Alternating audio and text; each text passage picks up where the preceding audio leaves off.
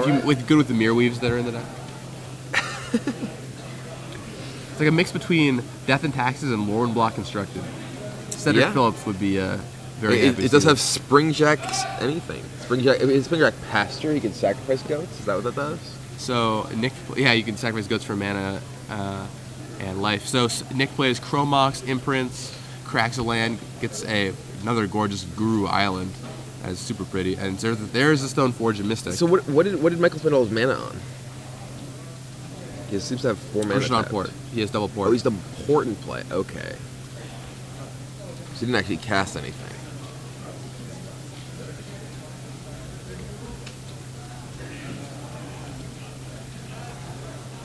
So those ports are going to have a hard time locking down Batterskull from coming into play, since Nick Spagnolo has that Stoneforge Mystic to put into play at instant speed. Michael Torres seems to be Mirage Plains flooded. Mirage Plains, a nice one to have. So I mean, he does have those ports, but those ports are way worse against Stoneforge. He's about to bring in, some scary equipment, notably Batterskull. Yeah, so he's going to pass, tap 2 lands. I imagine those are probably going to put Batterskull into play. Yep. So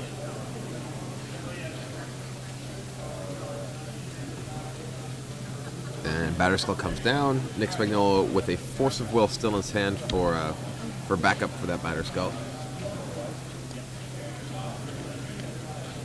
Along with Crucible and Daze. Ooh. Now Daze is a card that's certainly not a lot of the. He doesn't have Daze in his deck. He doesn't have Daze in his deck, right? I thought I saw Daze in his hand. All right. Well, it's not his main deck, so unless he misregistered, he doesn't have it. I was going to say most lists don't play it. So. I could just have been misseeing. Oh, it was Brainstorm that I thought. Brainstorm. I think. Fair enough.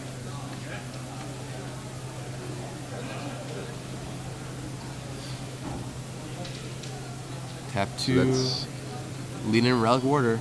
So you can play Relic Warder away the Batterskull. Probably did not see that one coming for Nick Spagnolo. And probably just going to pass the turn. So let's see, Vial on 1 for Mike Torres.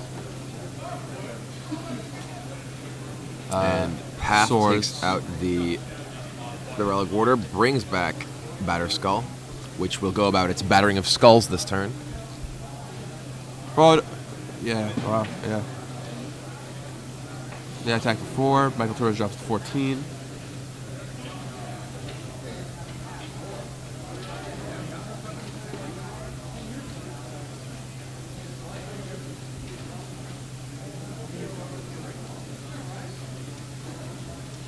And Michael Torres not doing a lot against that Batterskull. Shows you just how powerful that combination is. And I think we were just playing with this in Standard not too long ago. It's absurd how good that is. So it looks like, is that a Metamorph? Yep, it copies Batterskull. Okay. So it looks like Nick's token died somehow? The token's traded off. They traded, okay. The Batterskull's blocks, Gotcha. Traded up. But the person... And Crucible comes down. Crucible comes down. Of course, the person with the Mystic has the advantage in the Batterskull War. Pick up the Batterskull, replay it pretty easily. Wastelands, one of Mike Torres' ports. So Crucible, a very, very powerful card in any sort of longer game, in particular with cards like Wasteland that let you attack your opponent's mana base. Right, and now Nick can Wasteland every turn if he wants to. Mike Torres taps 3, down comes another Metamorph, copy the Batterskull again, so he'll get a 4/4. And then pass the turn. Oh, no, never mind. Relic Warder to the Batterskull. So Nick is thinking, he does have a Force in his hand, I believe. He thinks it's Brainstorm and Force. He could pitch the Brainstorm to counter the Relic Warder if he wanted to. Hand his Brainstorm, Force, and Stoneforge. And Batterskull gets Relic Warder. Chooses not to.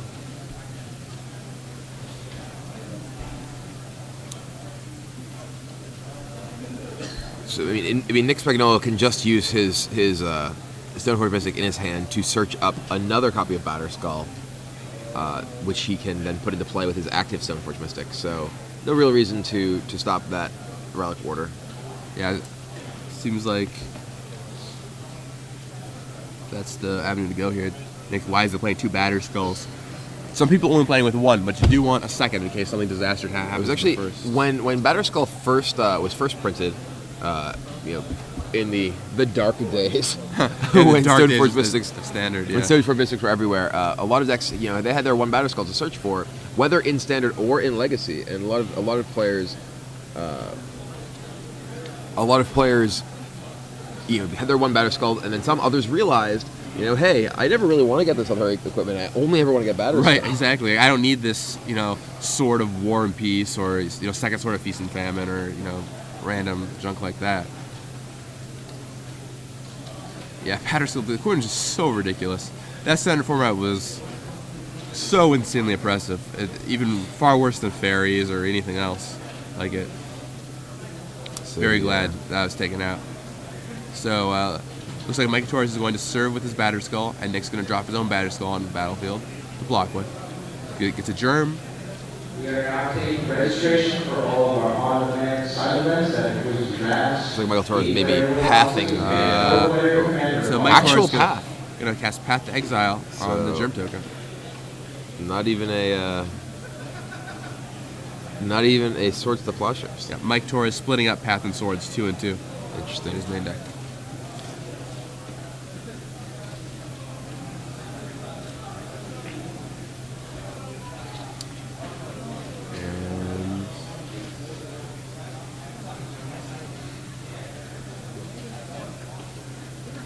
Looks like Nick Spagnolo has a Thirst for Knowledge in his hand. Now, once again, Thirst is a card not as common in this deck.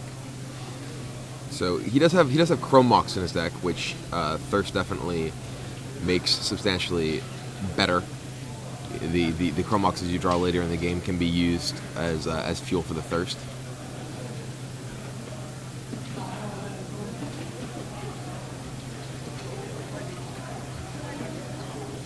All right, Wasteland's away that port. Once again, with Crucible, he can just keep replaying that Wasteland. Has access to all the Wastelands he wants. And Nick Spagnolo in a pretty plush position here. So his opponent does have access to... Metamorph comes back.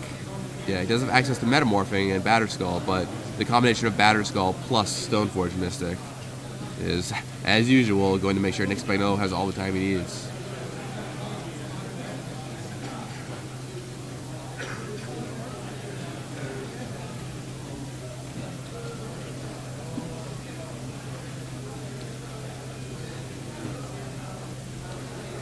Looks like he's going to serve with that Metamorph. Might. Yep, serves with the Metamorph. With the token, and Batterskull goes up, goes down. Goes back down. Rebuys. Trade him up. So both players gain 4 life. Both the germs go away. Germs are pretty good at dying. Happens a lot with Batterskull.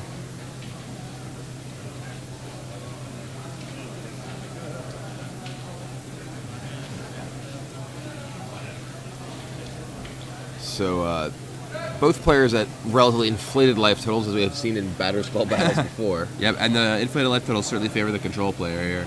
Spell Pierce takes out that Aether Vial. Yeah, Vial down.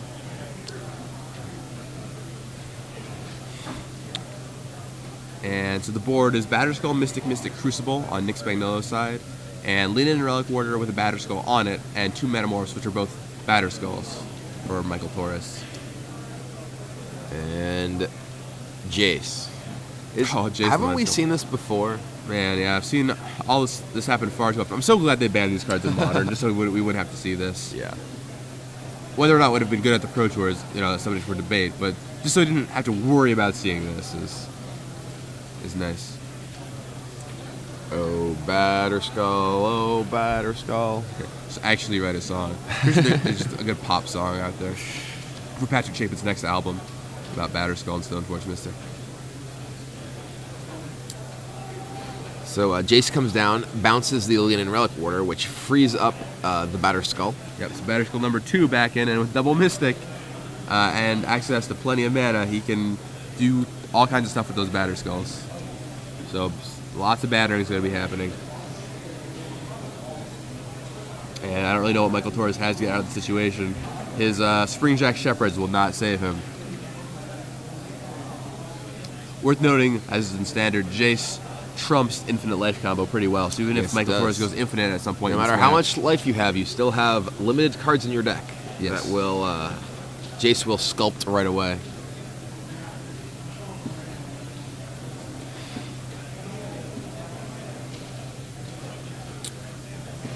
looks like he's going to go for Michael Tabler casts a Relic Warder. Targets the Batterskull with the germ on it, and Nick's going to return it to his hand.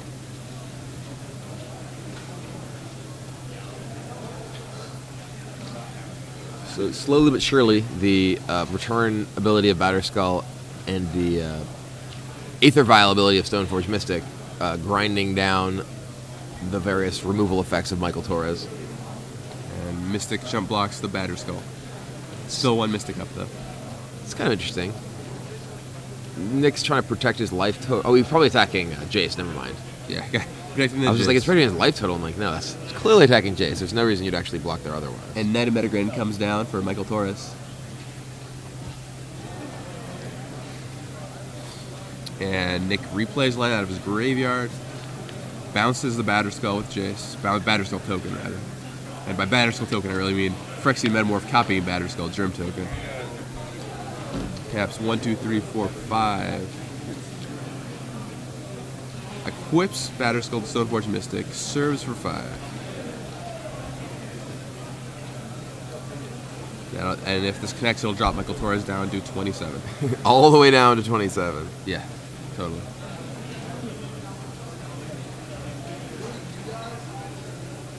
So Michael Torres with a weathered. Oh, is he blocking?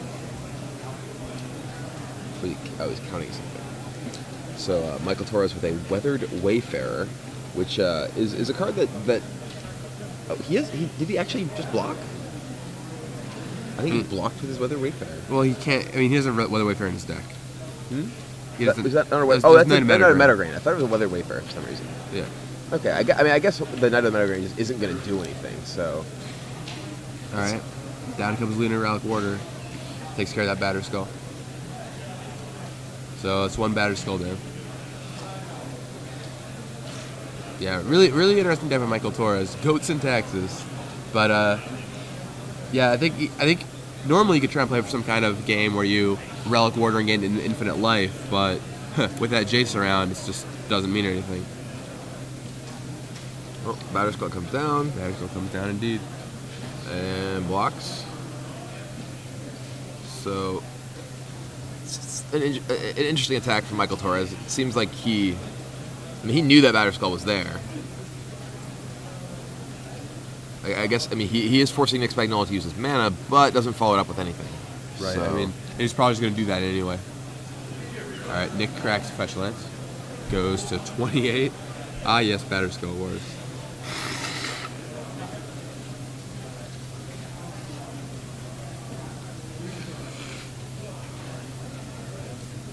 And if you're just joining us, I'm Gavin Verhey with Brian Kibler. The board state is a Relic Warder with a Batterskull on it, 2 Phyrexian Metamorphs on Michael Torres' side. which are currently both copies of Batterskull. Yep, germless Batterskulls. Nick Spagnolo has the germ-full Batterskull, as well as the Mind Sculptor, Crucible Worlds, and Stoneforge Mystic.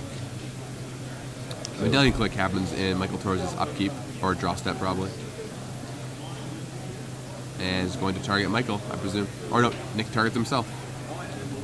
An undervalued ability on Medallion Click, I think, is the ability to cycle a card. I target myself a lot with it.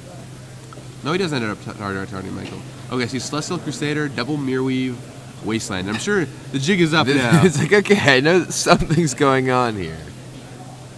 Read Celestial Crusader. If you at home don't even know what that does, it's from Time Spiral. It's 4 mana, 2/2, split second flash. It crusades. So all your white creatures get +1/+1, or all white creatures get +1/+1. It crusades, as its name implies. This deck also contains 4 copies of the actual card Crusade. So quite a few ways to make those goats quite big. And mirrorweaving a Celestial Crusader seems kind of sweet. Yeah, that can be a lot of damage very, very fast. It's like a Wise Instead, I guess.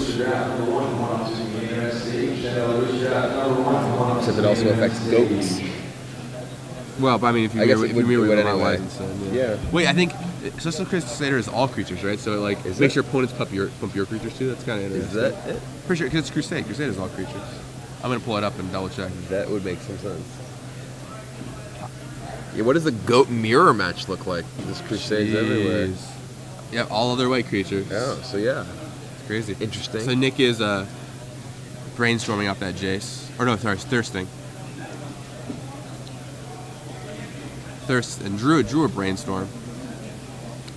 And now he's going to -1 bounce leader relic order to free up his batter skull. And Serves in with Medallion Click. looks like the Vidillion Click and that Batter Skull. And, oh, Stoneforge coming as well. Cap Say, score. Mirror Weave, make everything a Vidillion Click. Kill all of them. And those two Metamorphs are Batter Skulls, right? Because I think if you Mirror Weave a Metamorph, everything dies, right? Isn't that how that works? No, because Metamorph then as comes into play, I believe. Oh, it would, yeah. Yeah. Oh, no, You can't target it because they're both Batter Skulls in this game. So, I'm confused what happened. He Mirror Weaves... He removed the click. Or you remove the germ token. So everything's a 0/0. Oh, you remove the germ token. Okay. So everything's a 0/0. It seems like if he wants to wipe the board, he should mirror remove click, right? Because doesn't everything die because it becomes a legend? I think it's non-legendary creature. You can't. Non-legendary creature. Okay, Yeah, that would make sense. sense. Legendary creature. It's been a while since I've seen a mirror weave actually cast. All kinds of weird things with that card. You can target it like Mutavault. Mutavault, yeah. everybody. Everything becomes a land.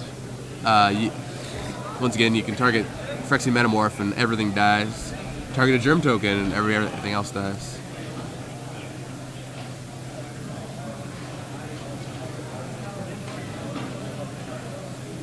Michael Torres still gripping a Mirror Weave. Has swords in his hand now too. Gonna swords one of the Batter Skull germ tokens. Trying to fight Batter Skull germ tokens with swords, yeah. Yeah, That's with a losing proposition. spell is a very much a losing proposition. Spagnolo has a really good hand too. He's got Brainstorm, Force of Will, which you can hard cast. I think maybe another Brainstorm.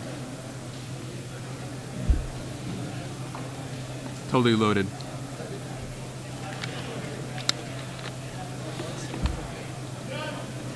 Yep. Also somewhat high on Hard life. cast, Force of Will. Counters Relic Order. So Nick Spagnolo going to start cranking away with those germ tokens. Fate Seals. Ooh, Fate Sealing. Time to go for that part of the game. Wasteland your Wasteland.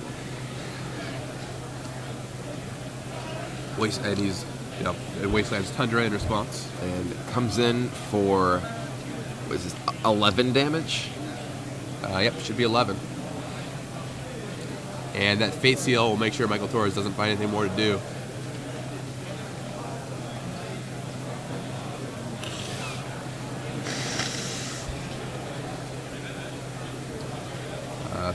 Board state is very complex. If you just tuned in, Nick Spagnolo is at 51 through the magical power of Batter Skull.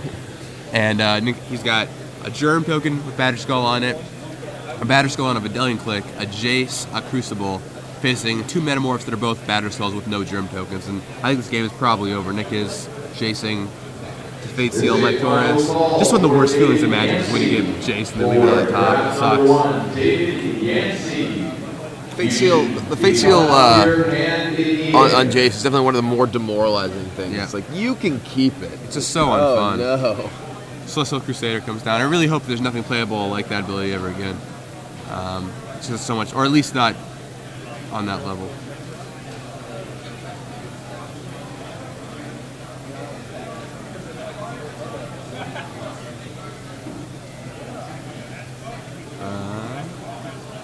It's originally Jace's +2 ability was mill 2 cards, and they changed it to Scry/Fate Seal, and made the card infinitely better. That ability just pushes the card so far over the top.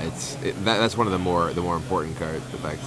So Michael goes for a Mirror Weave, and Nick shows him the counter spell, and then Michael concedes. So we're going to go to game 2. That was a very long game 1. Very long game 1. So if you're the Goats player here, how are you sideboarding? I don't know. How do you sideboard if you're a Goat Mage? If you are a Goat Mage, I think Goat Mages sideboard in I mean, Phyrexian Revoker seems like a reasonable card here. He can stop his opponent's Jaces. He can stop his opponent's Stoneforge Mystics, potentially. He doesn't really have that much else that seems super powerful. Certainly have no use for Story Circle or Wheel of Sun and Moon or Angel's Grace. Maybe he has one copy of Mental Misstep in his sideboard. I guess he can fight his opponent's Mental Missteps if he or Path or Swords or Path. something. So, I mean, it seems like a pretty rough matchup for Michael Torres. He's facing a deck that has a bunch of removal spells and counter magic and the ability to present a very fast clock. Nick Spagnolo even has access to Path of Exile and Wrath of God in his sideboard. Oh, whoa, I just saw this. Nick Spagnolo has two of my favorite cards in his sideboard, Gideon and Elspeth. Wow, very nice. That's sweet. Double duo of Planeswalkers. So it looks like probably see both those come in here, right? Well, I mean, at least Gideon, I think. Gideon seems like it's got to be pretty good here. I mean, he is facing a deck that's just full of creatures, and he's certainly not under too much pressure to be able to get to 5 mana to play Gideon. And Batterskull being able to eat all of his opponent's little dudes definitely seems pretty powerful. Nick only running 3 main deck Force Wills, has the 4th in the sideboard. It's an interesting decision. I think Force Will is super overrated a lot of the time. It's very good against combo, but most of the time you're just 2-for-1ing yourself. So. Absolutely. I think that Force of Will is a card that it was long thought necessary in the Legacy format because of the power of combo decks. And now with Mental Misstep, the fact that you can interact with a lot of these combo decks without needing to Force of Will, without needing to give up the card advantage that Force of Will gives away. I think that you can see blue decks that don't feel obligated to play the previously sort of sacrosanct 4 Force of Wills. Yeah, I agree. I mean, it's kind of like a sacred cow, but I think and also boarding out Force of Will, I think is something people do a lot. Like against Zoo, you almost always want to take out your Force of Wills. I think it's something that people don't do nearly enough. I think people really need to take into account more. How important is a card like Force of Will in this matchup? Definitely. Can I afford to be trading 2 of my cards for one of theirs? Yeah, for sure. So, I mean, Nick will probably bring in Path to Exile, Wrath of God, Gideon Jura, maybe Elspeth, Oblivion Ring potentially. And I can just see him taking out Spell Pierces that don't seem Spell too Pierce, good. Force of Will is a card. Force of Will doesn't seem particularly particularly important here. Armageddon, probably not the card you want. Yeah, you're playing against a deck that has Aether Vial and a bunch of cheap creatures. Armageddon doesn't really seem like the place to be. So those are all things I can see cutting. So that's 1, 2, 3, 6 cards. Maybe you cut Crucible too if you don't think the game's going to go that long. It's not really clear how important it is for him to put in anything like Path to Exile. Like his opponent's deck doesn't seem to be putting a ton of pressure on him. Like Path is a card that you want against, say, Zoo or Merfolk, decks that have key creatures that you want to pick off and very quickly. Whereas Michael Torres' deck is more of a needs to present a critical mass of guys in order to be particularly threatening. And in that case, you can probably just stick with Swords and Wrath of God. I mean, yeah, Wrath is certainly the big one you want to bring in. I think the Gideon is also probably pretty good. Yeah, Gideon certainly seems like Nick Spagnolo here. A good call here. Mike Torres drops Aether Vial. John Medina pointed out on Twitter that the taxes in the name is because of how it taxes your mana base with ports and wastelands. That's where it comes from. So looks like Goats and Taxes is where it's at. Nick Spagnolo plays a Altered Flooded Strain. And likely he's just going to ship the turn. He's thinking about it. Alright, he ships. Michael Torres draws, plays. Oh, he's going to Violin Soul Warden, so he gets a life off of display. Then he's going to play and Metagrain. So Metagrain and Soul Warden fighting down Flooded Strand. Nick Spagnolo cracks Flooded Strand. He gets Tundra, which he's casting. Is he just going to path that Soul Warden or Swords the Soul Warden? I mean, I can't imagine that. Well, maybe he is. He's just... It's interesting. It's like the Chris Pakula rule. It says if your opponent plays a card and you don't know why it's there, you should just always kill it. And I've never heard that as a Chris Pakula rule. What's that? I've never heard that referred to as like crispy cool. He was the one who first told me about it. Interesting. I mean, I that makes some amount of sense. You know, they seem to have some sort of plan for their combo here. I mean, he did see both Relic Warder and Metamorph in the previous game, so you know he may want to. And this is Crusade, and someone on Twitter actually pointed out that Michael Torres is in fact running Crusade over Honor of the Pure.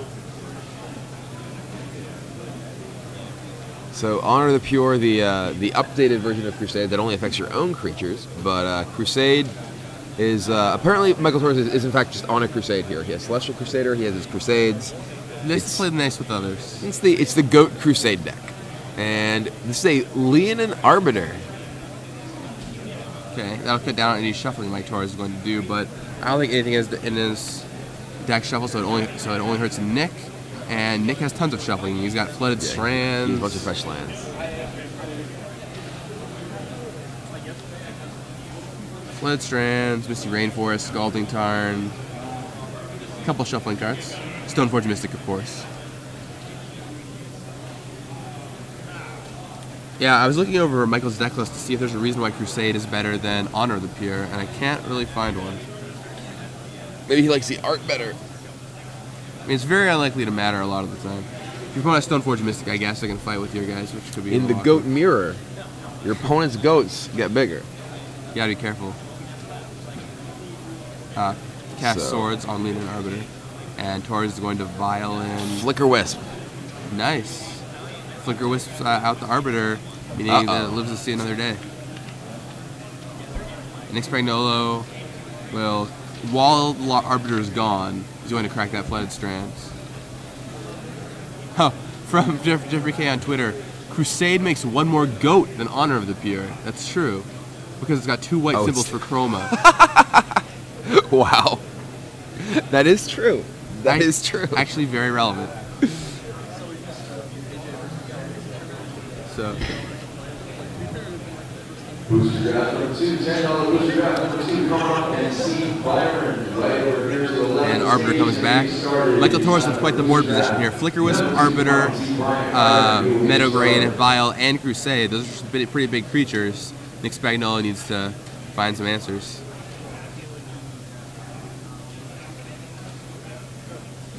So Nick Spagnolo with a Flooded Strand that will cost him mana to search, as Leonin Arbiter is back in action. Michael Torres' team is pretty threatening right now. That Crusade, and Flicker Wisp goes the way of the Farmer. That Crusade has the Knight of the Meadowgrain and the Leonin Arbiter both at 3/3, and that is a 2-turn clock with Nick Spagnolo at 12. And who knows what? And he kicked the Vial up to 4, so who knows what's going on there. Springjack Shepherd time. Is Shepherd a 4? Shepherd is 4. Crusader is also a 4. All right. Well, and Soul Warden comes down. I guess I haven't looked up Springjack Shepherd. I'm doing this all from memory, so let me pull it up. It's not a card I've played with very often. I was gonna say you're doing. I have no just idea of what Springjack Shepherd is, let alone able to remember the exact text. That's Pasture. Yeah, I clicked on the wrong one. Wrong Springjack card. Springjack Shepherd. And Celestial Crusader comes down. Yeah, it costs 4. It is in fact the Celestial Crusader, which comes down to boost the Leonin Arbiter to 4/4, which is going to be enough to eat the Mishra's Factory. Oh no, that's a goat. That's the goat machine. There we go, Springjack. There we goat. Oh. And the Crusade, the extra 1/1. It's very relevant. Oh man. So what does it do? So it's W3 for a 1/2. When it comes into play, you get a 1/1 white goat for every white mana symbol on permanents you control. Okay. Or 0/1 goat, sorry. Because goats don't have power. Well, now they do. Well, yeah, now they do. These goats are on a crusade. They're fighting goats. They've got blood in their minds.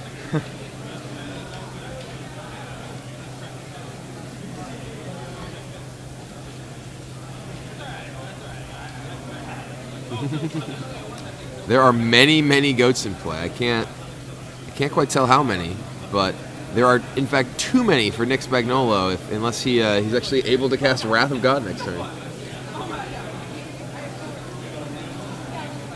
And yeah, I mean Nick does need a wrath here. Otherwise, those goats might just, I don't know, gnaw him apart. It does Slowly not look like he has Wrath of God.